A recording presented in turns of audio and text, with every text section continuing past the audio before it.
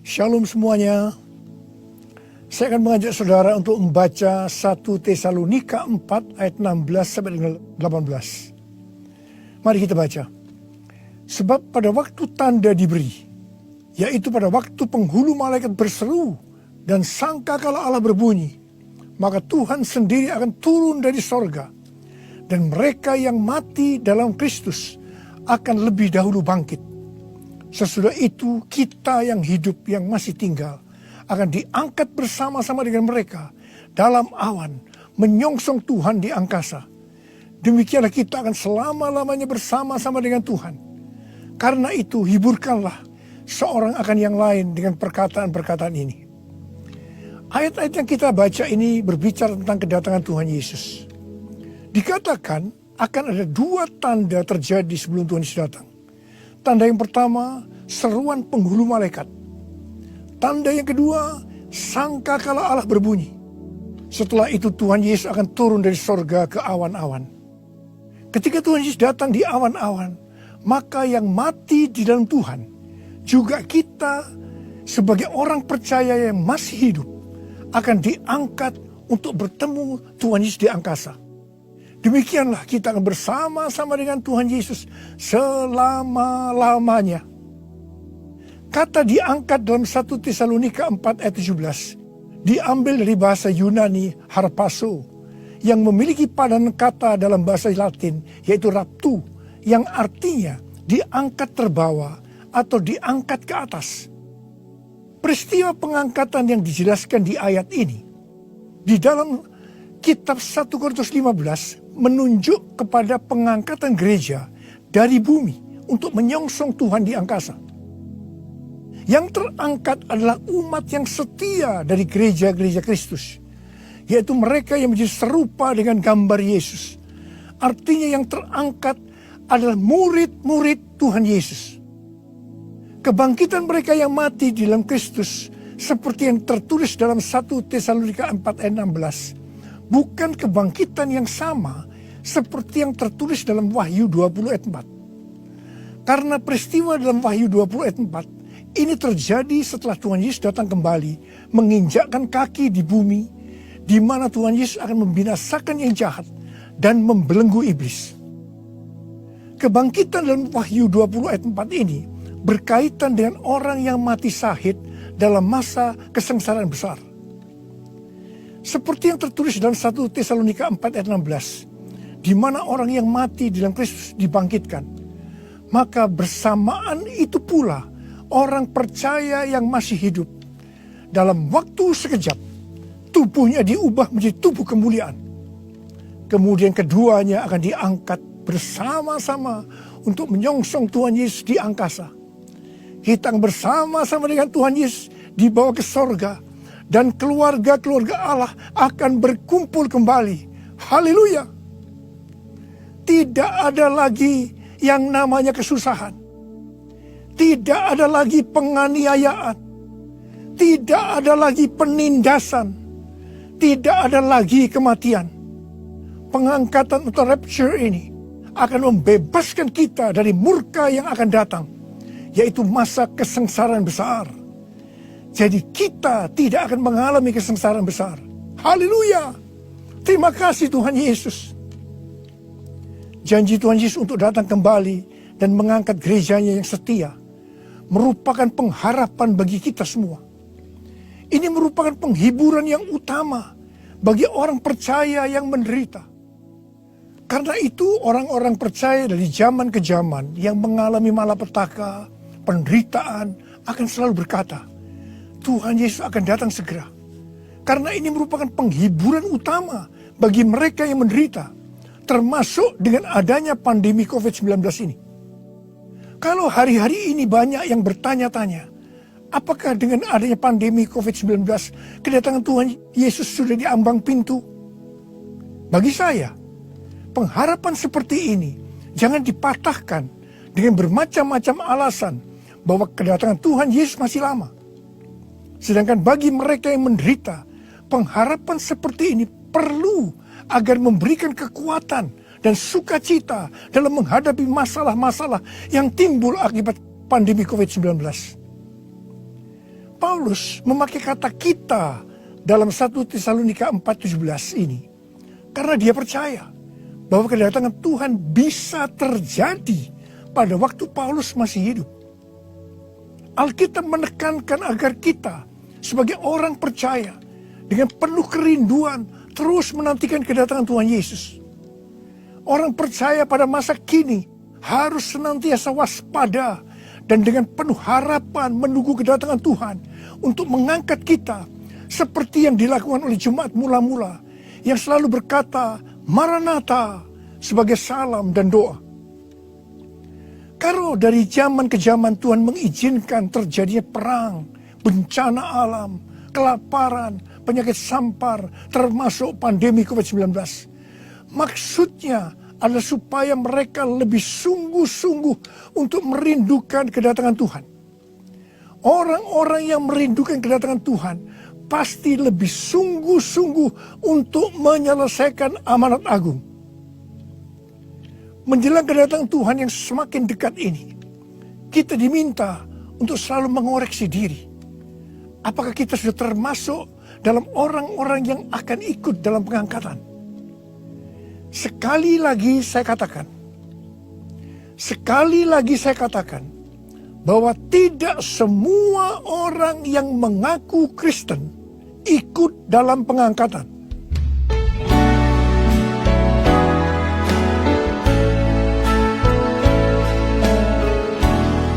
Pujilah aku Tuhan,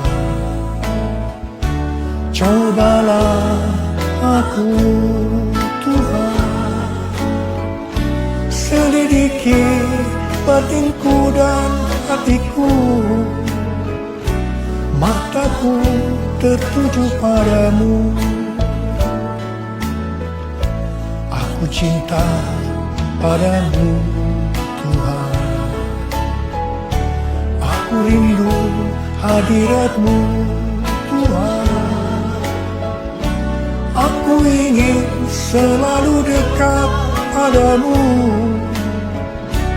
menikmati kehadiran-Mu. Menyanyi Hosana bagi Rajaku yang duduk di tahta. Aku muliakan dan ku agungkan, Kau layak disembah, Kau layak disembah.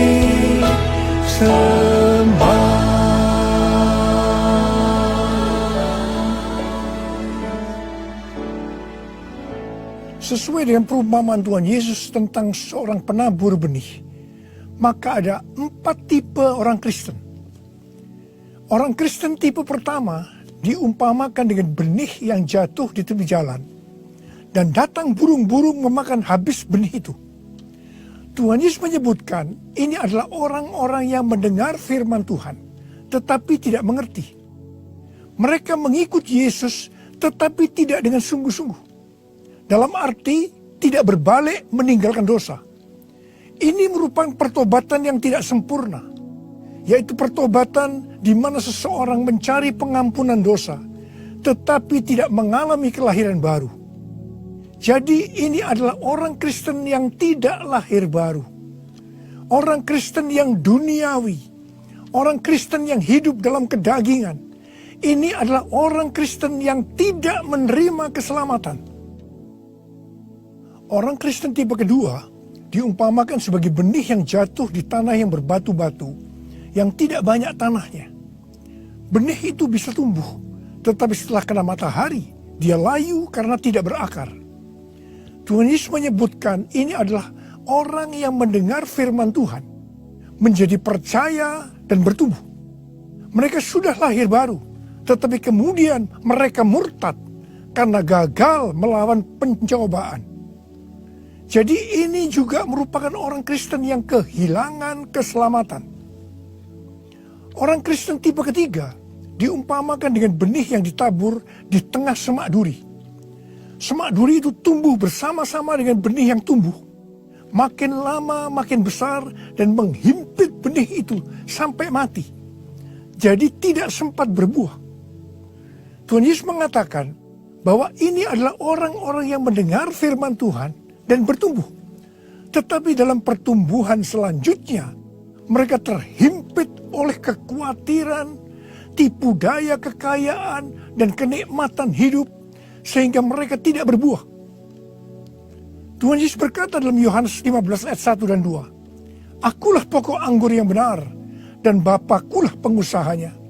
Setiap ranting padaku yang tidak berbuah, dipotongnya. Dan setiap ranting yang berbuah, dibersihkannya, supaya ia lebih banyak berbuah.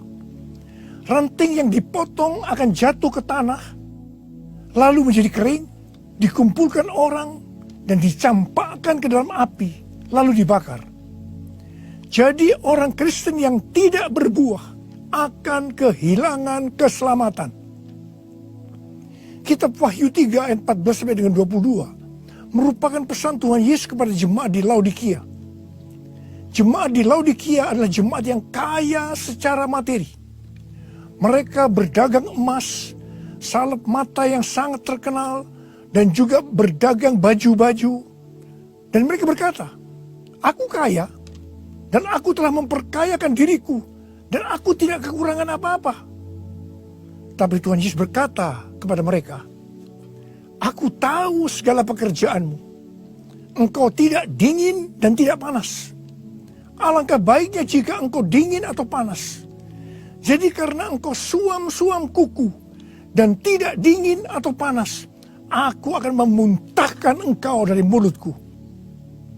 Jadi, tipu daya kekayaan dan kenikmatan hidup akan membuat orang Kristen menjadi suam-suam kuku dan tidak berbuah. Itu akan dimuntahkan oleh Tuhan Yesus. Artinya mereka akan kehilangan keselamatan kalau mereka tidak bertobat. 1 Timotius 6 ayat 9 dan 10 berkata, "Tetapi mereka yang ingin kaya terjatuh ke dalam pencobaan, ke dalam jerat, dan ke dalam berbagai-bagai nafsu yang hampa dan yang mencelakakan, yang menenggelamkan manusia ke dalam keruntuhan dan kebinasaan. Karena akar segala kejahatan ialah cinta uang. Sebab oleh memburu uanglah beberapa orang telah menyimpang dari iman dan menyiksa dirinya dengan berbagai-bagai duka. Jadi hati-hati dengan tipu daya kekayaan dan kenikmatan hidup. Karena itu bisa membuat orang kehilangan keselamatan." Orang Kristen tipe keempat diumpamakan dengan benih yang jatuh di tanah yang baik. Benih itu tumbuh dengan suburnya dan berbuah. Tuhan Yesus berkata bahwa ini berbicara tentang orang yang mendengar dan menyambut firman Tuhan, lalu berbuah. Ada yang 30 kali lipat, 60 kali lipat, dan 100 kali lipat. Orang Kristen tipe ini akan menghasilkan buah roh, kasih, sukacita, damai sejahtera, kesabaran, kemurahan, kebaikan, kesetiaan, kelemah lembutan, dan penguasaan diri. Ini adalah karakter Tuhan Yesus. Orang Kristen tipe ini adalah mereka yang menjadi serupa dengan gambar Yesus, yaitu menjadi murid Tuhan Yesus. Saya mau mengajak saudara untuk memeriksa diri kita. Saya termasuk tipe orang Kristen yang mana ya? Apakah orang Kristen tipe yang pertama? Apakah termasuk orang Kristen yang tipe kedua? Apakah termasuk orang Kristen tipe yang ketiga? Atau apakah saya termasuk orang Kristen tipe yang keempat? Saya berdoa agar semua kita termasuk orang Kristen tipe yang keempat. Orang Kristen tipe yang keempat ini yang akan melihat Tuhan Yesus datang di awan-awan. Dan mereka akan ikut dalam pengangkatan.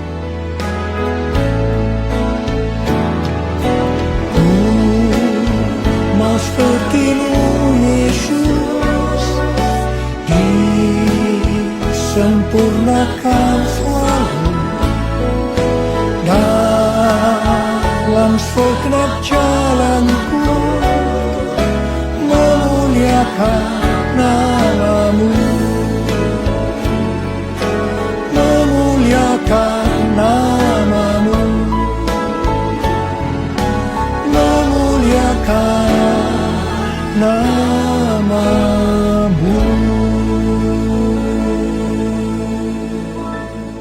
Untuk menjadi serupa dengan gambar Yesus, mereka yang sudah bertobat dan percaya kepada Yesus sebagai Tuhan dan Juru Selamat akan masuk ke dalam proses pengudusan yang dilakukan oleh Roh Kudus dan firman Allah, disertai dengan proses-proses yang kebanyakan menyakitkan bagi kedagingan kita. Kevin Yesip, salah satu pendiri dan pemimpin dari gerakan doa di Amerika yang bernama The Return, pada tanggal 26 September 2020 yang lalu, berdoa di National Mall, Washington DC, dengan jumlah puluhan ribu orang.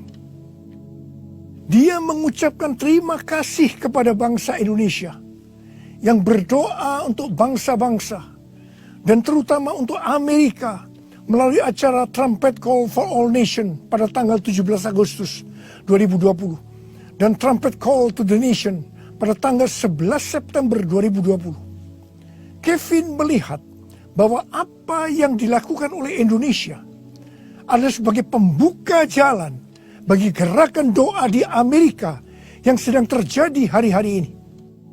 Kevin Yesip mendapatkan 3 hal untuk Indonesia.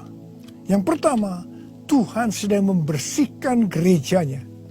Yang kedua, Tuhan membawa gerejanya masuk ke tempat perhentian. Dia sebutkan sebagai masa isolasi. Seperti yang terjadi dalam kisah-kisah di Alkitab, bahwa setelah masa isolasi ini, kita akan mendapatkan hal-hal yang baru. Yang ketiga, Tuhan sedang menanamkan iman kepada gerejanya, sehingga tidak ada perasaan takut terhadap apapun juga. Waktu saya mendengar tentang 3 hal ini, saya surprise. Karena persis seperti yang kita alami hari-hari ini, melalui Tuhan menyembunyikan kita barang sesaat lamanya. Saya percaya bahwa ini adalah proses untuk membuat kita menjadi serupa dengan gambar Yesus.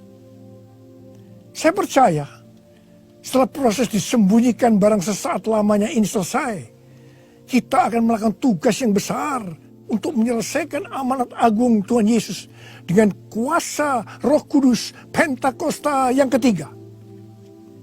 Tuhan memberikan tema tahun 2020 sebagai tahun dimensi yang baru dengan 2 ayat emas, yaitu dari 2 Korintus 3 ayat 18 dan Ulangan 28 ayat 13 dan 14. Sesuai dengan kedua ayat emas ini, Tuhan akan memberikan kepada kita dimensi atau ukuran yang baru dalam berkat rohani maupun berkat jasmani.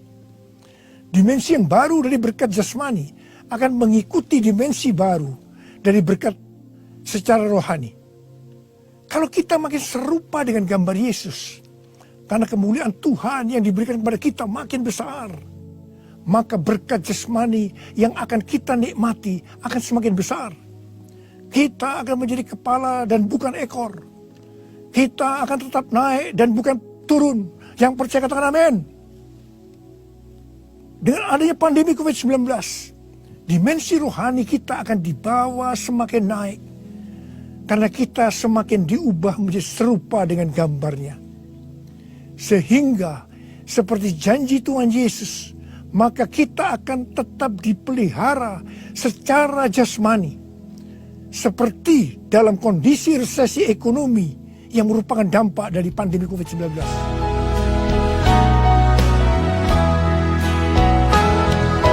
Aku percaya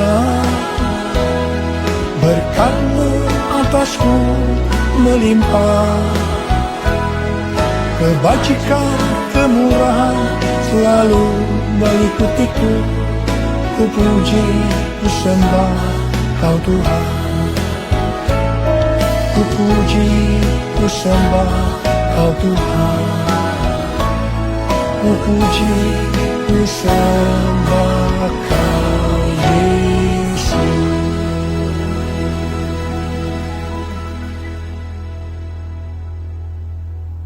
Paulus memberikan arahan dan nasihat kepada kita, orang-orang Kristen yang merupakan tanah yang subur, yaitu orang Kristen yang berbuah. Dalam 1 Tesalonika 5 ayat 1 sampai dengan 22. Yang pertama terdapat dalam 1 Tesalonika 5 ayat 9 yang berkata, Allah tidak menetapkan kita untuk ditimpa murka, tetapi untuk beroleh keselamatan oleh Yesus Kristus Tuhan kita. Artinya pengangkatan akan terjadi sebelum murka Tuhan datang, yaitu sebelum kesengsaraan besar datang. Yang kedua, kita adalah anak-anak terang yang tidak tidur dan mabuk seperti mereka yang hidup dalam kegelapan. Tetapi kita senantiasa berjaga-jaga dan sadar. Yang ketiga, hormati orang yang mementor kita, yaitu yang mengarahkan dan menegur kita, juga yang menjadi bapa rohani kita. Yang keempat, kita harus selalu hidup dalam damai seorang dengan yang lain. Yang kelima, tegurlah mereka yang hidup tidak tertib. Hiburkan mereka yang tawar hati. Belalah mereka yang lemah. Sabarlah terhadap semua orang. Yang keenam, jangan membalas kejahatan dengan kejahatan. Hiduplah dengan baik dengan semua saudara seiman dan semua orang. Yang ketujuh, bersukacitalah senantiasa. Yang kedelapan, tetaplah berdoa. Yang kesembilan, mengucap syukurlah dalam segala hal, sebab itulah yang dikehendaki Allah dalam Kristus Yesus bagi kamu. Yang kesepuluh, jangan padamkan roh, dan jangan menganggap rendah nubuatan-nubuatan. Orang yang meremehkan nubuatan akan memadamkan api Roh Kudus. Meskipun nubuatan tidak boleh dianggap rendah, tetapi juga tidak boleh diterima sebelum diselidiki dengan cermat. Yang ke-11, ujilah segala sesuatu dan peganglah yang baik. Dan yang ke-12, jauhkan dirimu dari segala jenis kejahatan. Mari kita angkat tangan kita, nyanyikan lagu ini bersama saya. Hosana, Hosana, datanglah Tuhan Yesus. Hosana, Hosana, ku merindukanmu, ku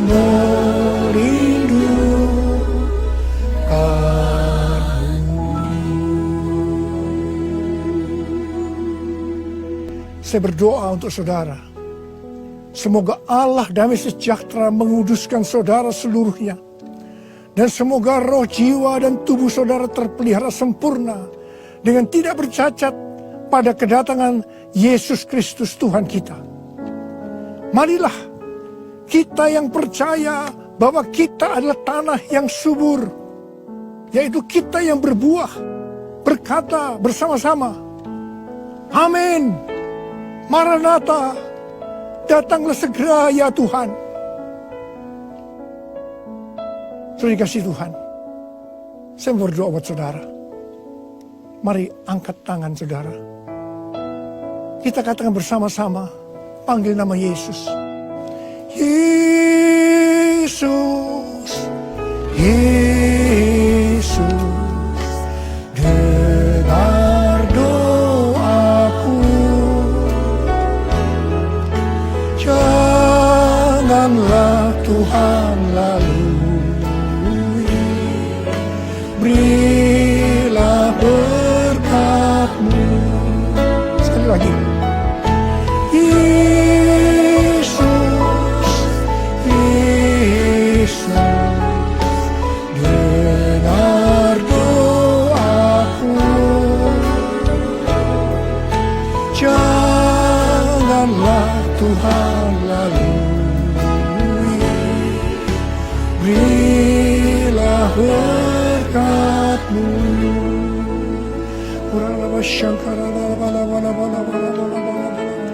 Oh, ralaba shikara laba laba. Oh, riala lala laba kana maya lala maya lala lala. Oh, rada laba laba laba laba laba laba laba laba. Oh, rida lala laba laba. Engkau melihat tangan-tangan yang terangkat, Tuhan. Tuhan, Kau mengasihi anak-anak-Mu. Kau mengasihi anak-anak-Mu. Engkau melihat keadaan mereka satu persatu, ya Tuhan. Engkau tidak pernah meninggalkan mereka. Mungkin mereka saat ini kebingungan, ada yang ketakutan, khawatir, ya Tuhan. Malah ada yang depresi, Tuhan kasihani mereka, ya Tuhan. Mereka seolah tidak tahu apa yang harus diperbuat. Bapa, Kau memberikan kepada mereka damai sejahtera, Tuhan. Kau menolong mereka, ya Tuhan, di tengah-tengah pandemi COVID-19 ini. Tidak ada yang sakit, ya Tuhan. Tidak ada yang berkekurangan. Semua dicukupkan oleh Tuhan, malah berkelimpahan dalam segala hal. Hamba berdoa buat anak-anak-Mu. Biarlah mereka berbuah-buah dengan lebatnya. Sehingga pada saat Engkau datang, mereka ikut diangkat bersama-sama.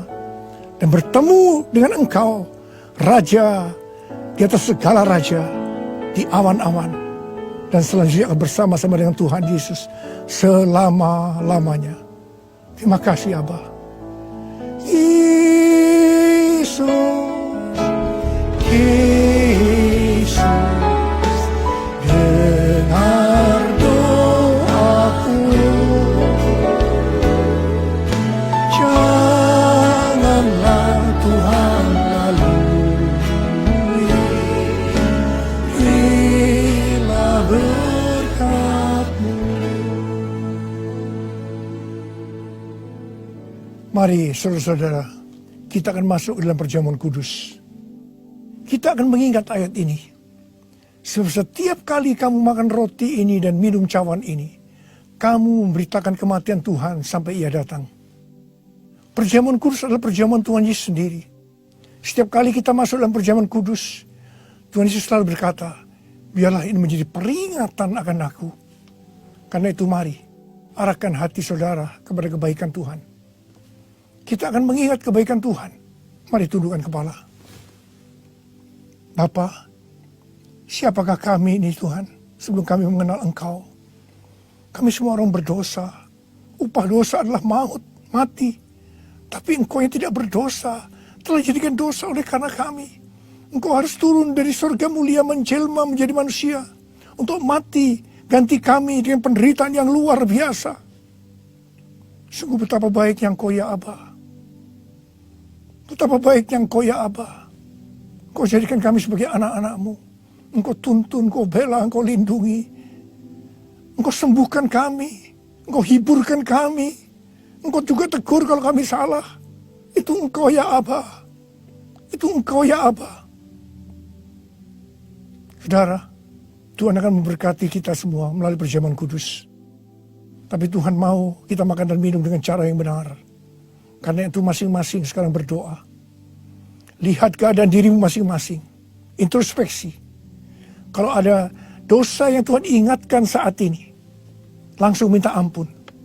Langsung minta ampun supaya engkau diberkati oleh Tuhan. Tuhan, ampuni kami. Engkau melihat anak-anak-Mu semua yang saat ini sedang minta ampun padamu. Ampuni mereka, ya Tuhan. Ampuni kami semua, ya Tuhan. Ampuni anak-anak-Mu. Tuhan, terima kasih.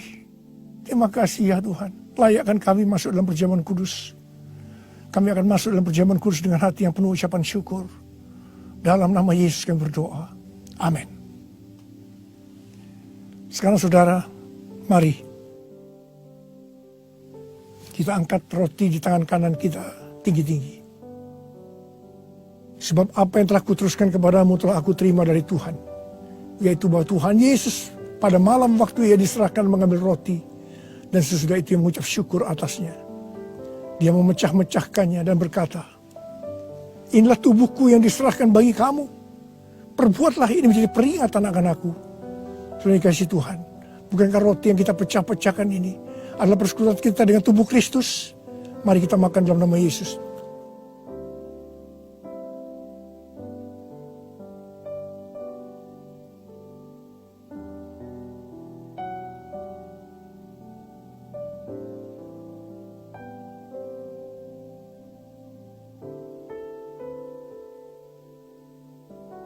Sekarang angkat cawan di tangan kanan saudara tinggi-tinggi. Demikian juga yang mengambil cawan sesudah makan lalu berkata, cawan ini adalah perjanjian baru yang dimeteraikan oleh darahku. Perbuatlah ini setiap kali kamu meminumnya menjadi peringatan akan aku. Sudah dikasih Tuhan. Bukan cawan pengucapan syukur, yang atas kita ucapkan syukur adalah persekutuan kita dengan darah Yesus. Mari kita minum dalam nama Yesus.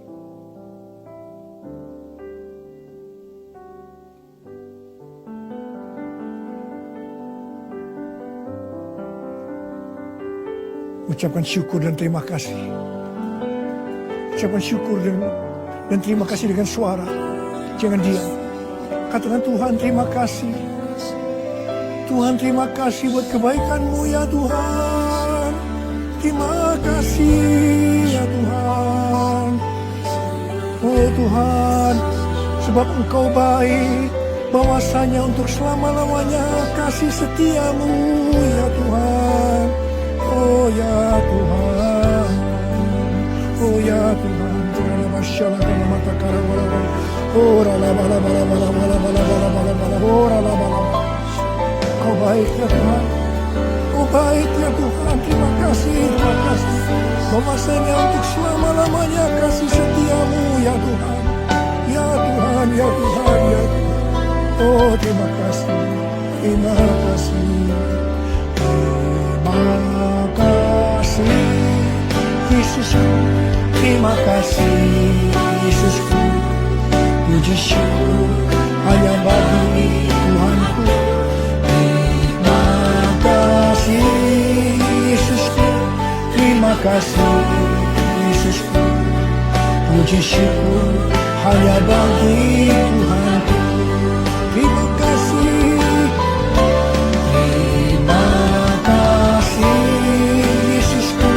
Terima kasih Yesusku, puji syukur hanya bagi Tuhanku. Terima kasih Yesusku, terima kasih Yesusku, puji syukur hanya bagi Tuhanku. Puji syukur hanya bagi Tuhanku. Puji syukur hanya bagi Tuhanku.